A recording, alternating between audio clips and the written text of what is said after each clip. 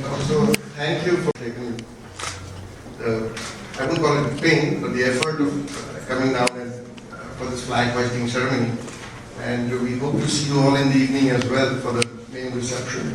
I think at 5:30. We've been sending out invitations, but like I said, it's a huge community. Anybody who's missed out, don't take it as a a slight. Please come and join us from 5:30 onwards, because we are short on manpower. We send out a lot of invitations, and every time, despite trying to be perfect, there are people who get left out and causes a lot of angst amongst them. But I can assure you it's not intentional.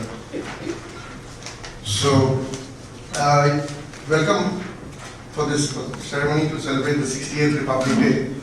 It is my privilege and my honor, to read out the message of the President of India to the nation, which he delivered on the eve of the Republic Day. It's customary. I know every year at times people are in a hurry. And Srinivasan was telling me that it's a long speech, but it isn't very long. But it's my duty to do that, so please bear with me. But it's a good message which the President has sent, a very positive message which the President has sent to the people. Fellow citizens, on the eve of the 68th Republic Day of our nation, I extend warm greetings to all of you in India and abroad. I convey my special greetings to members of our armed forces, paramilitary forces, and internal security forces. I pay my tribute to the brave soldiers and security personnel who made the supreme sacrifice of their lives in defending India's territorial integrity and maintaining law and order. Brothers and sisters, when India attained freedom on 15th August 1947, we did not have an instrument of governance of our own.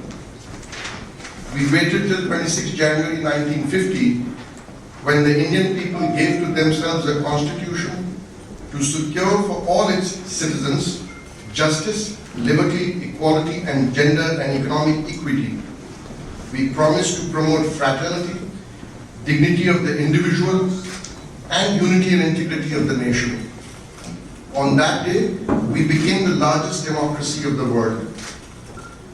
The faith and commitment of people gave life to our constitution, and our founding fathers wisely and carefully steered the nation past its troubles of being a poor economy with huge regional imbalances and a vast citizenry deprived of even basic necessities.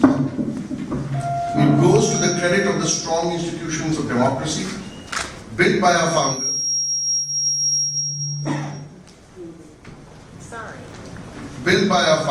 That for the last 6.5 decades, Indian democracy has been an oasis of stability in the region troubled by unrest.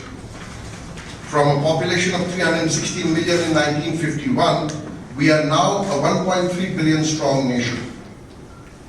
Even then, our per capita income has shown a tenfold increase. Poverty ratio has declined by 2/3. Average life expectancy has more than doubled, and literacy rates have shown a 4-fold increase. We are today the fastest growing amongst the major economies of the world. We are the second largest reservoir of scientific and technical manpower, the third largest army, the 6th member of the nuclear club, the 6th member in the race for space, and the 10th largest industrial power. From a net food grains importing country, India is now a leading exporter of food commodities. The journey so far has been eventful, sometimes painful, but most of the time exhilarating. What has brought us thus far will take us further ahead, but we will have to learn to adjust our sails quickly and deftly to the winds of change. Evolutionary and incremental growth will have to accommodate rapid disruptions brought in by advances of science and technology. Innovation, more so inclusive innovation, will have to become a way of life. Education will have to keep pace with technology. In the race between man and machine, the winner will have to be job generation. The velocity of technology adoption will call for a workforce that is willing to learn and adapt.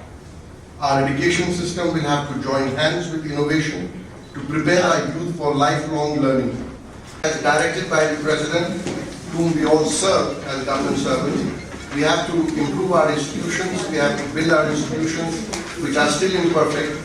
But again, as far as this consulate is concerned, the public interface is the consular wing, which deals with passports, visas, etc., etc.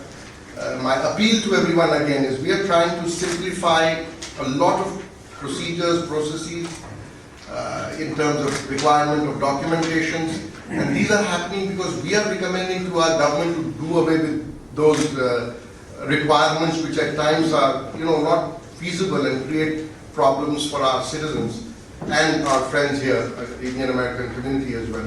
So things are moving slowly ahead. We have put up certain new mechanisms for a better dialogue where there is a grievance or there is a problem.